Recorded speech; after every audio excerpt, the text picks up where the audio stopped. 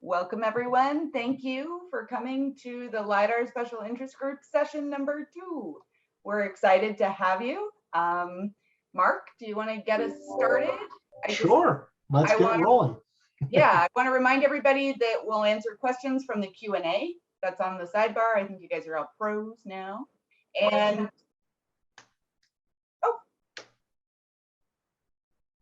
Did we lose? Jenna, I can't hear you if you're trying to talk. Did we lose you? You're playing. Need to. What's up? Someone. Yeah, there we go. Sorry for the difficulty. It's a little tricky handling the interface. So. Okay. Yep. Okay. So, alrighty. Well, thank you for coming to the LiDAR session. Just as a quick reminder, this one is being sponsored by Blue Marble Geographics. So again, thank you. What's up? You need to mute the attendee hub.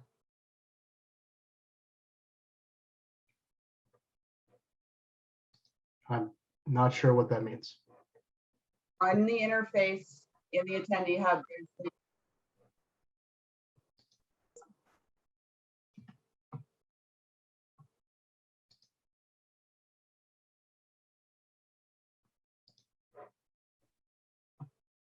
All right.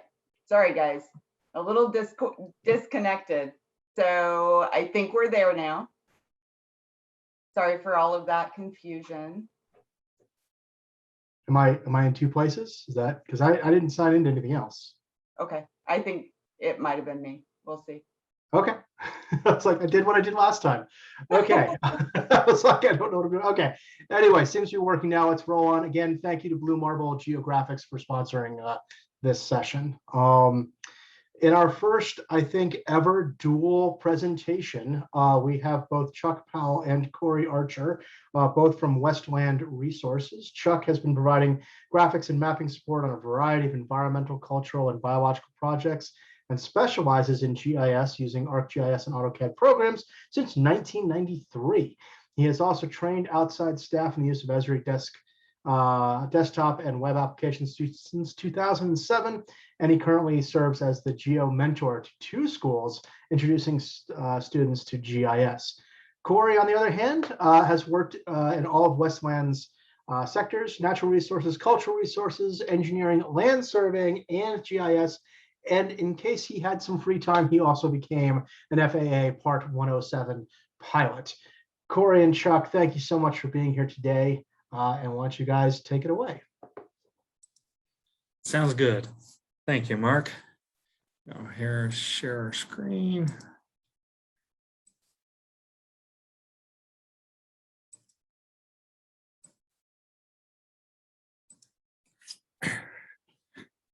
So today we're going to be talking about using your iPhone or iPad as a LiDAR scanner. Can Siri actually scan?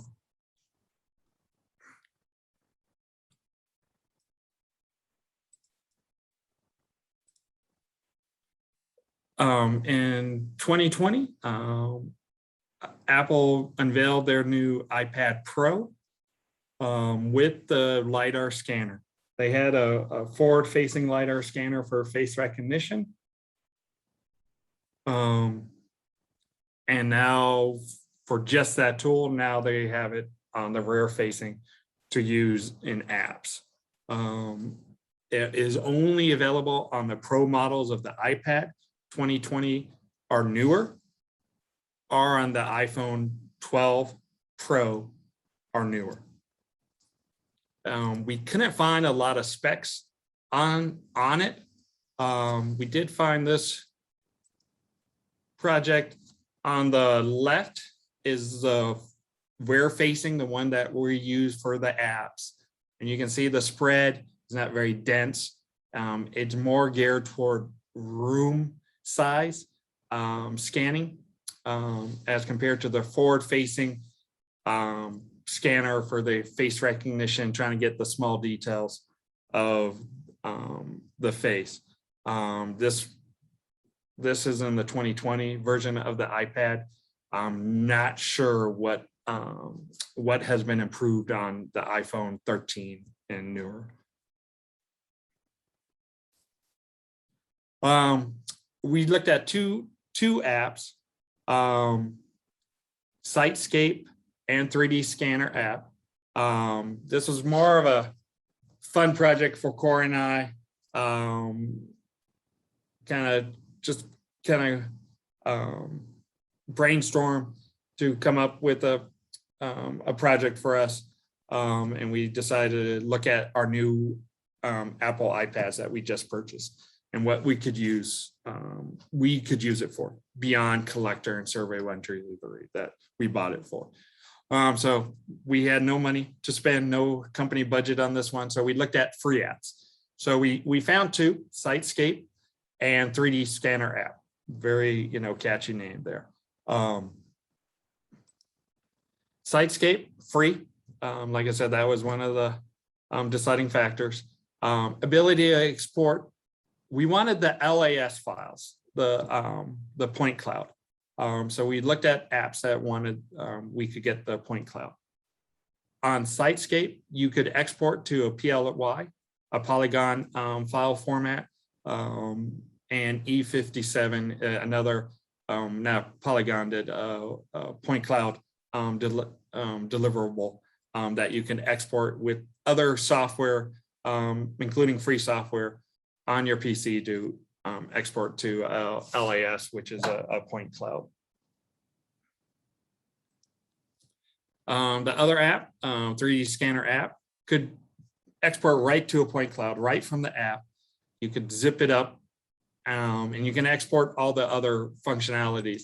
What I really liked about this app, that you could geotag the data. So it'd put the lat longs, not just a relative coordinate. So we really like that one.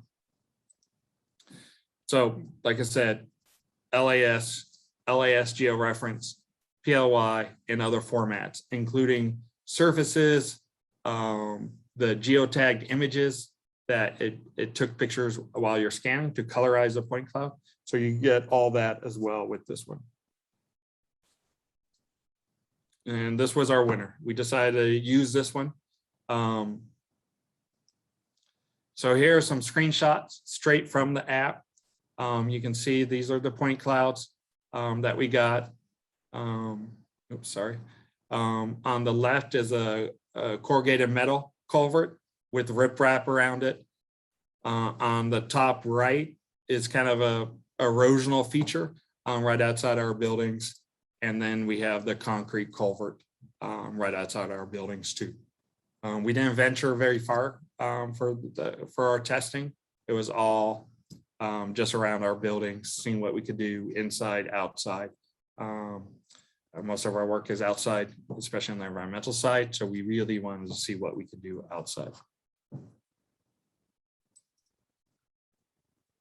Why 3D app scanners?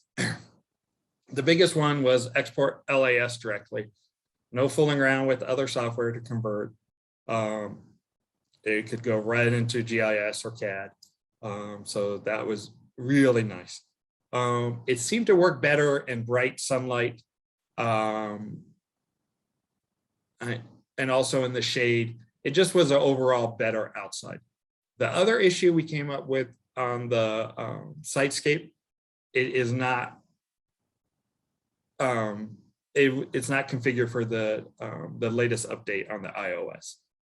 So I'm assuming they're going to update it and it'll be available shortly. It is not currently available as of 2 days ago. Other export functionality, like I said, you can export the mesh, the textured mesh, the surface, the geotagged images, and the ability to do functional field measurements.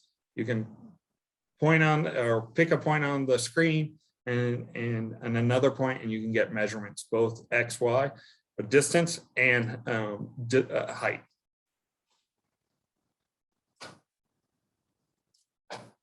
So does this work for WestLand? I'd say yes, it does. we're still, because we're just kind of playing around with it, we're still kind of looking for all the different applications that we could use it for. Mainly in the engineering department, environmental and cultural resources. For engineering, it might help with estimates, site walks. It might help the engineers to go out and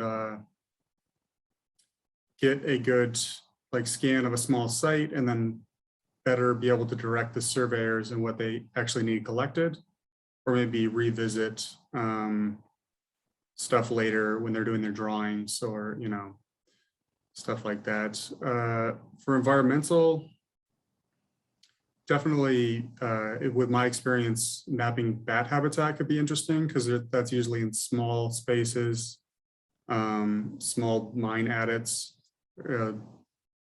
So where you would go in and estimate distance to certain walls and the heights, I think you can go in and just as you walk in, scan the entrance and the rooms and stuff, and I think you get pretty good data because it's kind of small.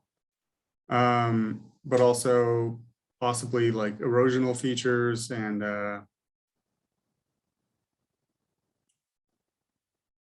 small wetland areas. It might give the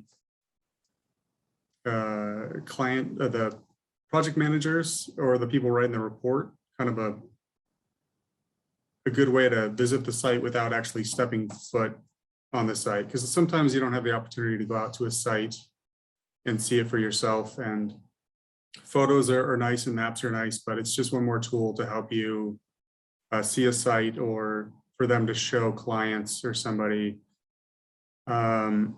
Cultural resources, I think we're thinking they might have the most applications that we can think of at the moment, because they'd be able to do digs really quickly.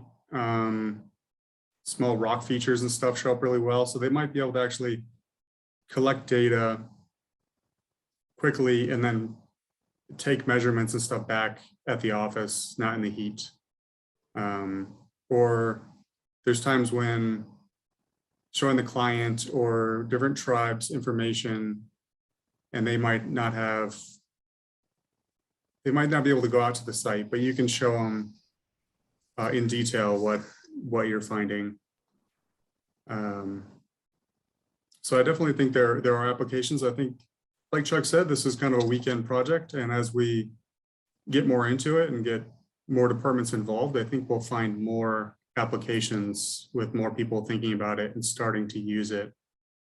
For the price, I think it's hard to beat. You only can do small areas, and it doesn't work very well in sunlight. You can't scan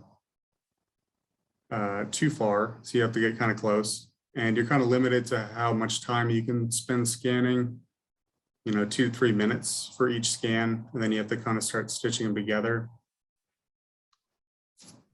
Cory, we have a question from the attendees. Were you able to test the range of it? How far it would scan from you? How far you had to be? Yes. So the picture of the culvert was from 6 feet away, so about 2 meters. So it doesn't have that big of a range. But that culvert took me less than 30 seconds to scan at that distance. Wow. Wow. That's pretty cool. How easy is the app to use? Well, we're going to demonstrate that. If my stolen or daughter's iPad that I stole for the presentation works, we'll demonstrate it shortly. And it's very easy to use. Great. So like we were talking about being able to collect data, for archaeology or something, and then process it back in the field.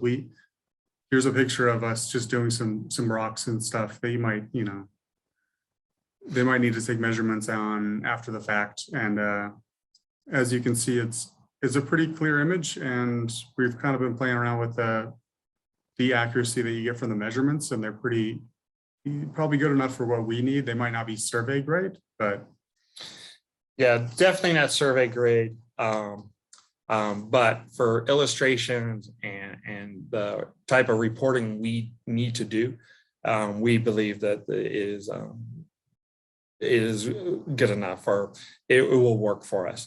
On the left is a picture, a screen capture of the app. So, and we'll demonstrate this on the app. It basically creates a surface and then drapes the picture over it. So you get very crisp. On the right is the actual point cloud in ArcGIS Pro. And as you can see, we measured the same points. We got 25 inches in the app, and we just got I believe just over 25 inches at 2.09 feet.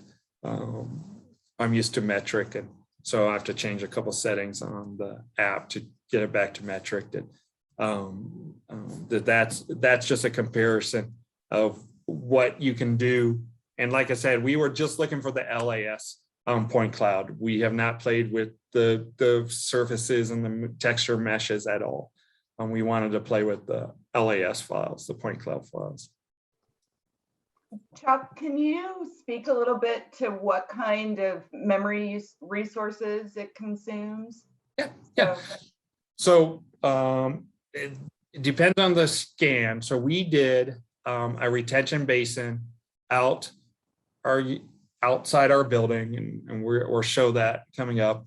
And it took about 2 minutes to scan and about 5 minutes to process. It's about what I figure about 2.5 times the amount you took to scan. It processes, it creates a colorized point cloud, the textured mesh and everything. You get about 2.5 times the processing time as it took to the scan.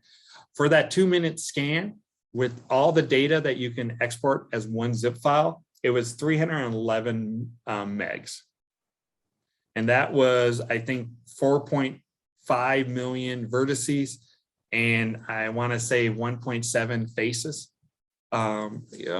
surface faces in the model. So it's not huge, but it can add up quickly. You know, these are small areas. I would say that retention basin, I didn't get area, I'm sorry, is probably, I'm looking out the window to look at it, probably what, 60 feet by 20 feet or 30 feet? Yeah, that's probably about right. Yep. So that took us 2 minutes to scan, and this is part of it. So on the right is the screen capture straight from the app of the two culverts. And I thought I put an app. To me, it looks like another screen capture, so I apologize. So these are two culverts that we got. And down here, I'm sorry, right here, CMP2 and CMP1, we were getting relative distances. So we used our Bad Al Flex extreme mode. So we were getting pretty good accuracy with it. We on CMP2, we were getting an elevation change from the top to the bottom of 0.7619 meters.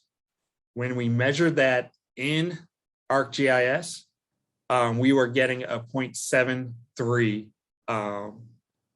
elevation change. So from the top to the bottom, it measured at 0.73 meters. On the Bad Al Flex, we were getting 0.76. So about a 3 centimeter difference. And that's just comparing the relative accuracy between the point cloud. The GPS brings it in, you know, probably like Garmin accuracy. We weren't testing that accuracy compared to the Bad Elf. We were testing like the vertical differences between points that I shot and points that we could pick out in the point cloud. And that's where we put the pink spray paint dots so we could pick them out. Yeah, so like I said, like Cory said, we were just looking at the elevation differences. Is, you know, what could the point cloud deliver? We knew the GPS, you know, embedded in the iPad is not the greatest. It's definitely recreational grade. And I'm not sure how they do that. Are they just doing a center point, or are they geotagging multiple points and putting it in? I need to do a little more research on that. It placed it fairly close, but nowhere near survey quality. What I really wanted to see was the elevation.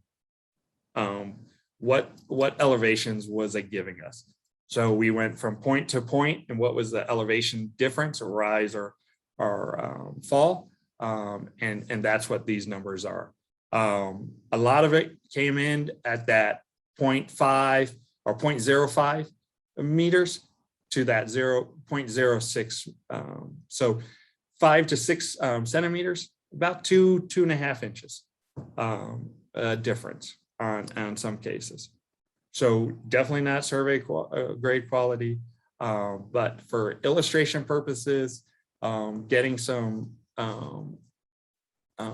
volume calcs for some of our reporting requirements, we believe this is fine for us. And some of that could be our process at the moment, you know, Chuck trying to pick out a point to measure that's pink versus the point that I shot. Exactly. You know, you're kind of, there's human error in there right now. If you had better targets, that might be reduced. So let's go ahead and do a live demo. Cory's going to talk you through it while I try to get the iPad going.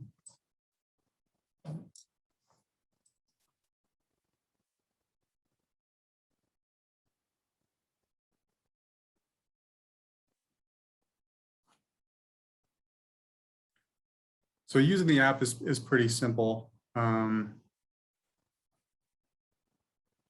Right now, we're just looking at previous scans we've done, but all you really have to do is hit that red button and you start your scan. And then you kind of move it slowly.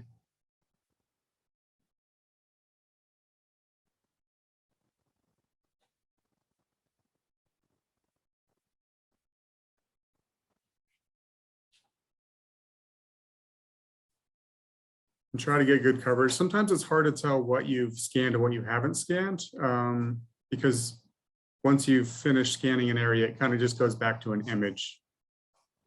And we've been kind of playing around with like best practices, whether or not, you know, up and down, or, you know, if doing a room, but then returning to the same point, if it likes certain things more than other things. I think just going slow and systematic for small stuff tends to work best from what I've seen. So on this, you can start processing or you can process later. Like I said, it's about 2.5 times the time it took you to scan to actually process it. It says 28 seconds. It's like an Esri product. You might want to add, you know, a little factor in that it's going to take a little longer than they said. So we already processed this, so let's save a little bit of time right here. Oh, no, not that one. So as you can see, and I'm still getting used to.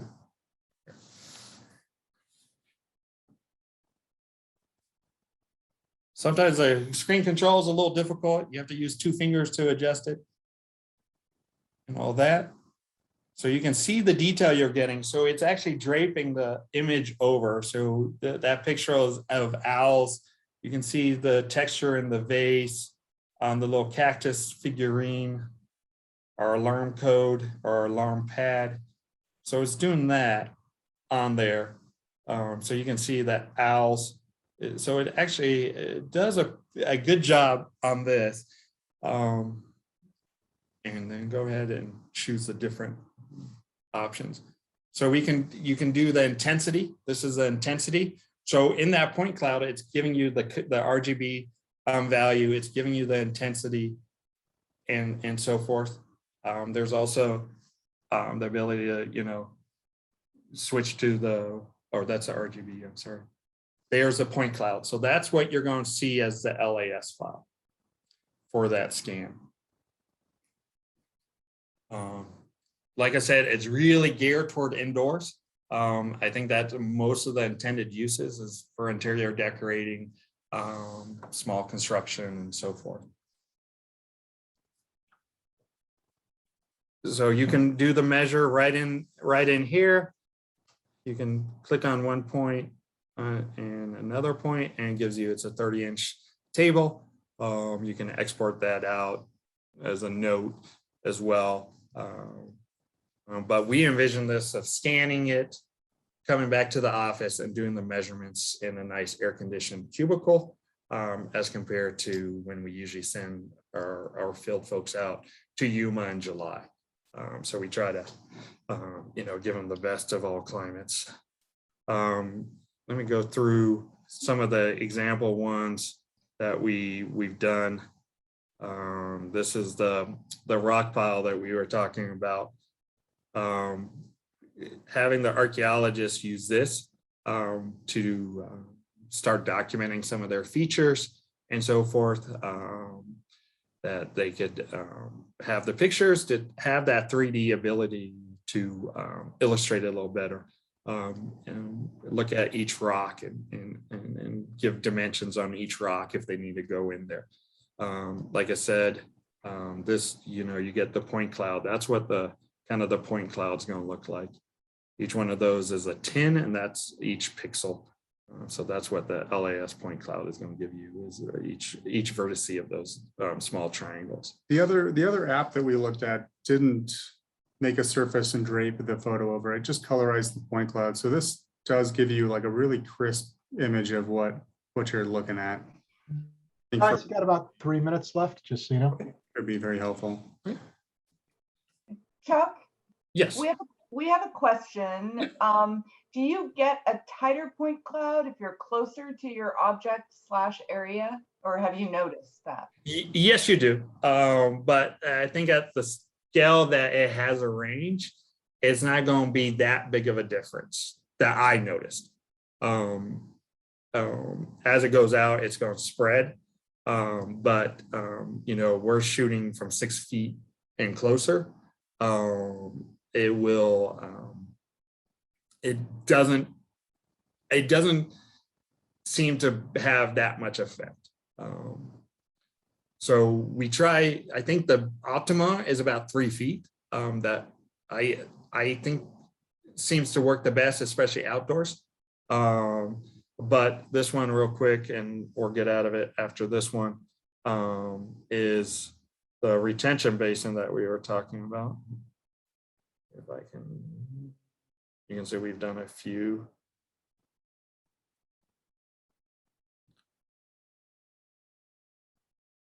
So we were just walking. So we were probably, I'm just over 6 feet tall. So as I walked, we scanned. There's some issues. It does not like weeds. It has trouble with weeds that sporadic or sparsely covered landscape. But you can see the quality we're getting, with the draped image over it. We did lose, it does miss some data where we might have to rescan. In theory, you could do a couple scans and join them, but you do get that shadow effect a little bit. So if anyone has further questions, they can reach out to us, or if they want to, if you're in Tucson, you can come see what we did and try some of our iPads if you want. That's awesome, Chuck. I think you answered the last question that came through as far as meshing scans together. So. And I just want to point out, it is only available right now on the Pro versions of the iPhones and iPads. So if you don't have a Pro version, you either have to steal your daughter's iPad, can cause some loud conversations down the road, or you can upgrade your phone. I think one thing we didn't touch base on is that it's cheap enough compared to some of the other scanners we've used that this might be something we don't mind sending out with the people in the field. So you actually can put it in the engineer's hands and have them go out. It's pretty simple to use. Archaeologists who don't, know how to use a more complicated scanner. And, so I think that's pretty useful, I think. Cool. So Great, guys. thank you for allowing us to have 30 minutes of Yeah. a 15-minute presentation. Yeah, thank you. Cool. Thank you very much, guys. And as I said, you've made history as the first dual presenters in the LiDAR track. So cool. So we're going to switch gears now from the handheld up to broader stuff. We're excited to have Chelsea Scott back. She's presented a number of times in our LiDAR tracks, and it's always a fantastic presentation. Chelsea works as a research scientist with Open Topography at Arizona State University. Her work focuses on remote sensing data, including LiDAR, radar, and UAVs to measure changes in the Earth's landscape. At Open Topography, she led the development of on-demand topographic differencing tools. She's also experienced in drone and UAV pilot and has acquired data over tectonic faults and active volcanoes in Arizona, California, and Mexico. She currently lives in Tempe with her husband, her 9-year-old son, who apparently is now crawling over the place and I assume chasing the cats. So thank you for being here, Chelsea. Great, thank you, everyone. Can you hear me all good? Yeah. Yes, excellent. So thank you for the opportunity to speak here today about our work at Open Topography on 3D data and specifically topographic differencing. So today I'll discuss what is Open Topography and how we work to distribute data, then discuss a pilot project that we're working on of making the USGS 3D data set available through our platform. And then the second half of the talk will focus on topographic differencing. First, statewide topographic differencing over the state of Indiana, and then topographic differencing in Arizona. So just briefly, Open Topography is an organization largely funded by the National Science Foundation. We have 3 different offices located at the San Diego Supercomputer Center, ASU, and UNAVCO, which is in Boulder. And we do like to go to AGIC meetings, and in person, we give out these I Heart LiDAR stickers. So what do we do? Well, one of our main focuses is on data hosting and distribution. So through our platform, we distribute point cloud as well as raster data sets, and then allow users to use our interface to produce derivative products. And as I said earlier, we're working on a pilot program to allow easy access to the USGS 3D data set, as well as processing tools for this data. And you may have seen me and some of our other team members at different training sessions. We were at the AGIC meeting in Prescott a couple of years ago. And we had a differencing workshop last year as well. And so although most of our community is the US academic community, we're actively looking to expand. In particular, right now, we're working with Land Information New Zealand, State of Indiana, as well as a few other organizations. And so if you're interested in working with us, I'll give you contact information at the end. So with Open Topography, our main goal is to provide data as well as derivative products to a diverse community of users.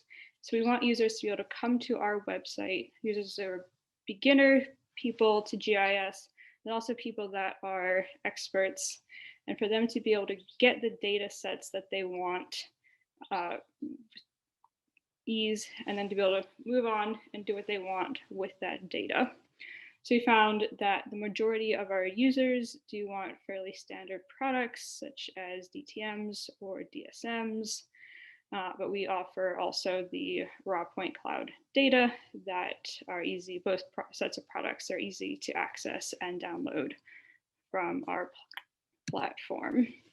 And importantly, there's multiple ways to access the data. So most of our users take or use the web portal interfaces. We also have popular APIs, especially for accessing global data. And then all the data sets are also available via bulk downloads. So we have a number of services that are available on all of our data sets. So these services, anyone can access by coming to our website. You access with just a few clicks for the beginners, but we also do offer more advanced options for people who are experts in different GIS fields. And so the most basic services that we offer are on the topography data, where people can access and filter and subset the point cloud and the raster data sets. And then with those, we then offer following tools to include 3D visualization, producing digital elevation models with several different methods. We have forestry tools, including Canopy height models, can generate topographic hillshades on our website.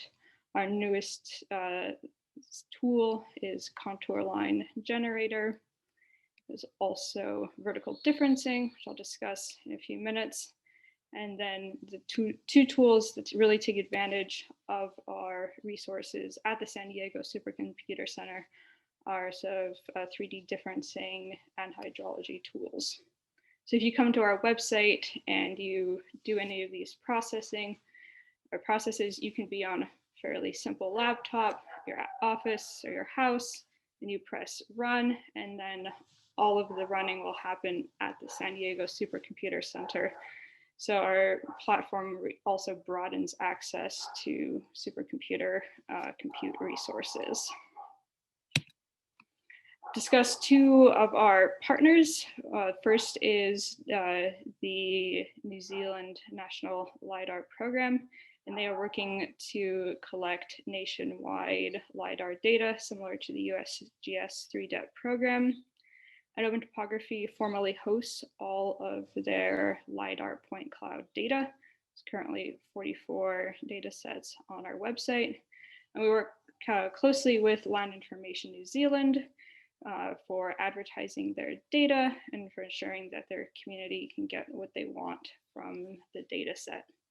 This plot here shows jobs run in blue and users in orange versus time. And you can see last month, there were almost 400 unique users that accessed the New Zealand data from Open Topography, and they ran over 1,000 jobs. And so again, that includes accessing the point cloud data, deriving digital elevation models, as well as performing vertical differencing or the hydrology tools.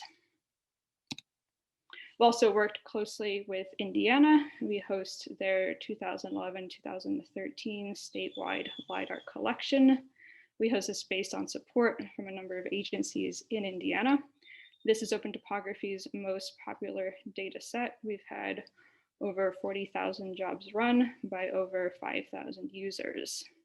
We're really excited that this data set gets a fairly big usage, particular from different government, engineering, surveying organizations. It's used heavily for agricultural, water management applications, and different geospatial and utility applications. And really believe that the access to this data from Open Topography helps to increase the return on investment that these different groups in Indiana get by allowing these groups to really easily access the LiDAR data as well as derivative products. So that brings us now to the USGS 3DEP elevation data. I'm sure like many of you here, we at Open Topography are really excited about the large scale coverage from this data.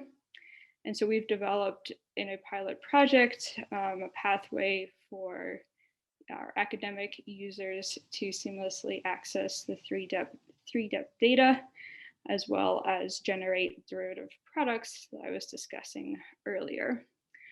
And the functionality from OT increases the value, or provides a value added service to the 3DEP data, and this is very likely to increase the investment on this data from the many federal and state agencies that have invested so much in this data set. So here is the coverage of 3-depth data. This is shown in green. In red, you'll see the coverage of the other open topography data sets. For example, here is Indiana. Otherwise, data sets are fairly spatially sparse. And so you can see that the 3-depth data really increases our spatial coverage, which is really great. However, spatial coverage is so great that we just don't have the resources to turn on or national access to this data without extra funding. And another exciting opportunity from the 3-depth data is topographic differencing from areas with repeat collections. So we'll be looking at topographic differencing first in Indiana and then briefly in Arizona. So today I'll be discussing vertical topographic differencing. So some of you have probably seen previous open topography talks and workshops. In this process, we have 2 different data sets acquired at different times. This is showing data in the Sand Dune National Monument in New Mexico, showing sand dune migration. We have one LiDAR data set from 2009 and a second from 2010. And then the vertical differencing very nicely captures the migration of the sand dunes. Doing topographic differencing over this spatial scale is fairly easy. However, in open topography, we did topographic differencing over the state of Indiana, which becomes much, much more technically challenging. So you might ask, why Indiana? Well, first, they have repeat coverage, which is approximately a decade separation. So that seemed like a good time scale to see how the landscape of the state changed. And also open topography formed an early partnership with IGIC, as I mentioned earlier, and we host their earlier data set. So there's several challenges involved in this topographic differencing. First, Indiana is 36,000 square miles, and so the differencing must be automatic. We're required to manage big data. The final products are 4 terabytes, and the intermediate products are much larger. The processing took 1 year of compute time on an average server. We're able to take advantage of the supercomputer and process much faster. There are also some technical issues with Amazon, or with data sets in Amazon Web Services. We also thought carefully about our coordinate system reference for the processing. So here's an outline showing how we did this large scale topographic differencing at San Diego Supercomputer Center. We accessed the data from entwined buckets from Amazon Web Services. This data came in the form of point clouds. We then generated digital terrain as well as digital surface models from the point cloud data, and then differenced the DTMs and DSMs from the different times. And so the challenge though really is just that Indiana's 36,000 square miles. And so the approach and the workflow must be automatic. So here's the digital surface modeling difference over the full state of Indiana. It's pretty cool. And the primary change that we see, at least at this scale, is from agriculture, rivers, quarries, mining, and urban development. Spatial scale, I think the rivers that you can see here throughout the state are some of the most clear signals. There's also changes that you can see here, which are changes in vegetation along acquisition boundaries. So they are looking at seasonal changes in vegetation. So I'll now just show 2 examples of differencing. First is housing here in a suburb of Indianapolis, and then dunes. And so here's an example of topographic differencing. Here you can see a new housing development is created. And then in this vertical differencing plot, each of these blue squares is a new house. And so this differencing just really highlights some of these changes in infrastructure. Second example is looking at sand dunes along the area in Indiana Dunes National Park along the shoreline of Lake Michigan. And this area is in focus area, looking at how this area can be restored. And this area was then discussed in a PBS NewsHour. So Open Topography was excited that the changes that we can see with this topographic differencing are of interest to the general public. We generated, so yeah, one of the challenges though is then how can you visualize this differencing over an entire state? It's a lot of memory that you need to be able to load and visualize the different differencing products. So we developed this GeoServer, which we'll make public later. And this is one of the counties of Indiana. And what you'll see as I turn these different differencing layers on and off. So earlier you saw one of the digital terrain models, and then the digital terrain model differencing. Here is a digital surface model, and then look at the digital surface model differencing.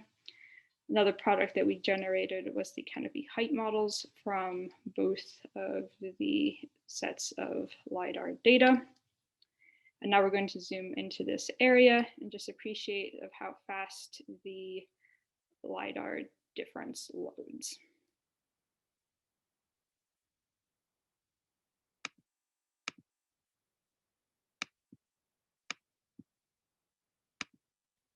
And so we're all in Arizona, probably many of us at least. You're wondering, well, can we do this in Arizona? And the short answer is yes, of course. So this is looking at an example of topographic differencing near Tucson, where you can see construction of the canal, roads, and buildings. So where else is there repeat LiDAR data in Arizona? So this here in gray shows areas we can definitely do differencing, though it's likely not exhaustive, with either 3DEP or USIEI data. So there's opportunities for differencing here in Tucson, Phoenix, Yavapai, near Flagstaff, as well as some of the more rural areas of the state. So thank you for my presentation today. And we hoped you took away several take-home points, which is that we can develop these automated workflows which leverage remote data resources such as the USGS 3DEP data. And these large-scale computes require or can use these multi-temporal data. And we hope and expect that these computes that I've shown here today ultimately help to develop more utility and a higher return on investment from these data sets. And so Open Topography, as I said earlier, we're actively seeking partnerships to facilitate opening access both to the 3DEP data as well as other data sets with different state organizations. And we have a goal that Open Topography ultimately become a consortium where we offer a platform to manage and distribute these topography data sets. And we can also work with you, even with data that's not public, if you have interest in running some of these large-scale computes on USGS 3DEP data or other topography data sets. So thank you. Happy to take any questions, but briefly, please get in touch with us if you're interested in making data available on Open Topography or any of these large scale computes, we be happy to give you a tour of our portal, as well as answer any other questions that you have. You can reach out to our team here at info@opentopography.org, or you can reach out to me. Here's my email address. I'm also on LinkedIn. And then Open Topography is also on these different social media platforms. So please follow us there and keep up with what we're doing. So thank you. Cool. Thank you so much, Chelsea. That was great as always. And there's been no questions coming yet, so I will use the time and ask you questions that I have. So the CAIBAB has acquired a number of post-fire LiDAR data sets.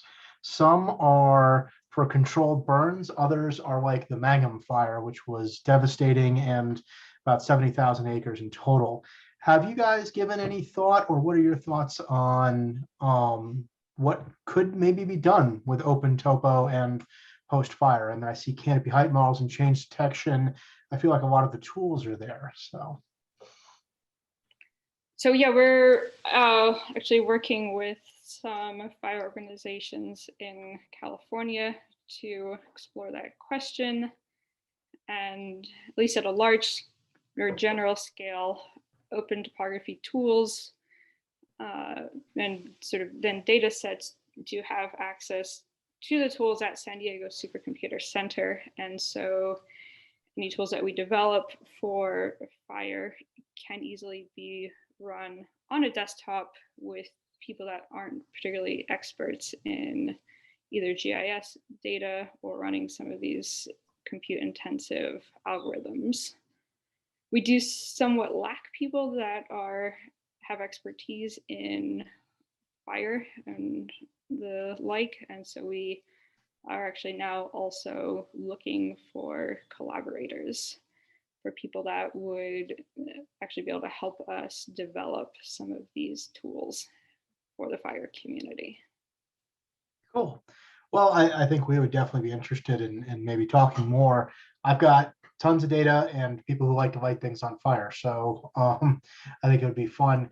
I am also curious, the main question we have struggled with is, what do we measure in change, right? So, you know, in your examples, you showed, okay, here's an empty lot, and then we have a house. So that's change kind of thing. And we've been trying to figure out, do we do biomass? Do we do trees per acre? Do we do something with a canopy height model difference? And how do you overcome issues of alignment in that data? So that, because the data is so accurate, you're seeing individual trees. How do you know that that specific tree got lost? And does that matter? Sorry, I threw like 8 questions there. Yes. I can go back if you'd like. So, but the main question is what do you measure in loss in a fire?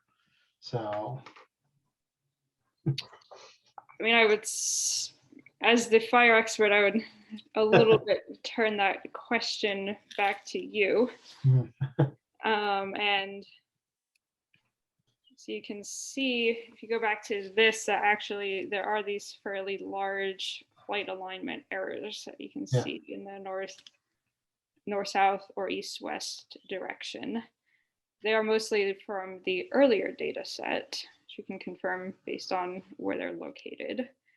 But it does show that generally the quality of LiDAR data is increasing over time. And so we expect some of these errors to decrease with more modern data sets. How are you guys generating your canopy height model? Because that's a lot of what we have been looking at. Like if we create a pre and post canopy height model and then subtracting those two, what do you guys do to create your canopy height model? So right now, again, without the fire expertise, we are doing a simple DSM minus DTM. Okay. Although we understand that there's many issues with that approach, and so we also have our eyes on other approaches, for example, those in that LiDAR or our program that you briefly discussed earlier today. Gotcha. Cool. But again, right now, at least our main limitation is just really a lack of expertise on fire. So if you're interested in working with us, that would be exciting.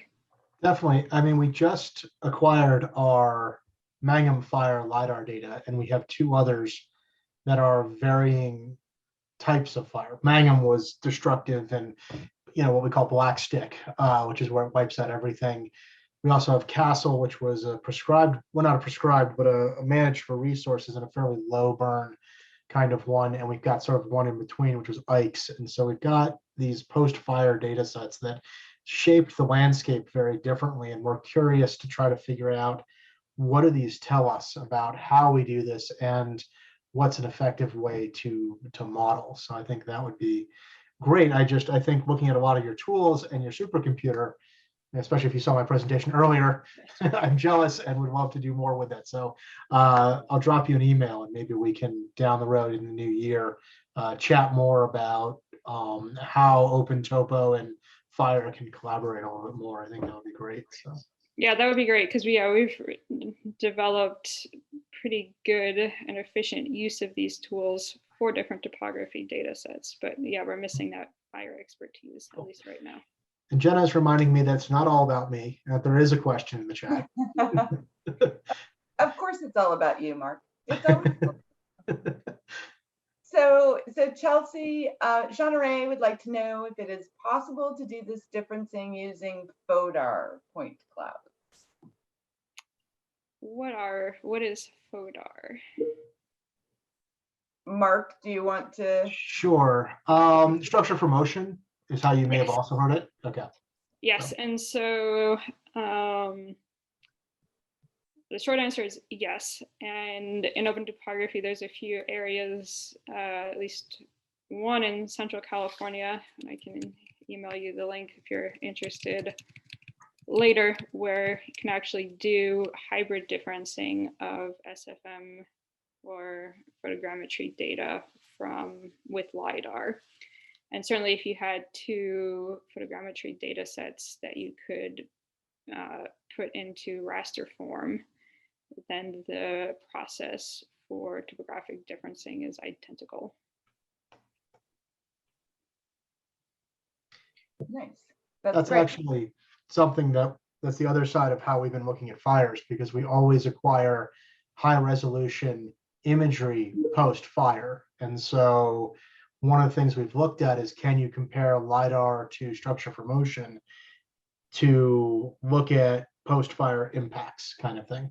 It's kind of an apples and orange question, but if you're looking at broad scale landscape change, that might not matter. And that's something we sort of pondered, because we do have a lot of post fire imagery. Post fire LiDAR is a lot more rare.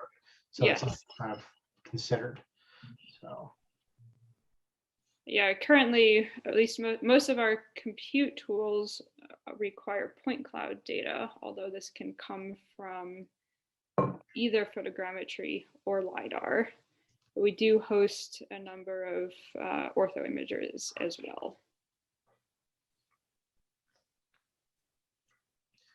Jenna, were there any other questions? We're running up against the hour, so. No, it looks like everyone is just very impressed with you, Chelsea. Lots of very positive comments. Great presentation. Thank you. And again, if you're interested in Open Topography, please don't hesitate to reach out to us at any of these pathways. Or check out our website, opentopography.org. That's awesome. Thank you, Chelsea. Okay, well, I think we had two great presentations here today. Thank you, everybody, for coming. And of course, thank you to our sponsors and to our presenters. They are fantastic as always. So, Jenna, is there any wrap-up thoughts that you want to throw in? Or? Nope, just make sure you guys take the survey. I think that would be great. We always like your feedback. And I think this wraps another great LiDAR track for AGIC. Agreed. Absolutely.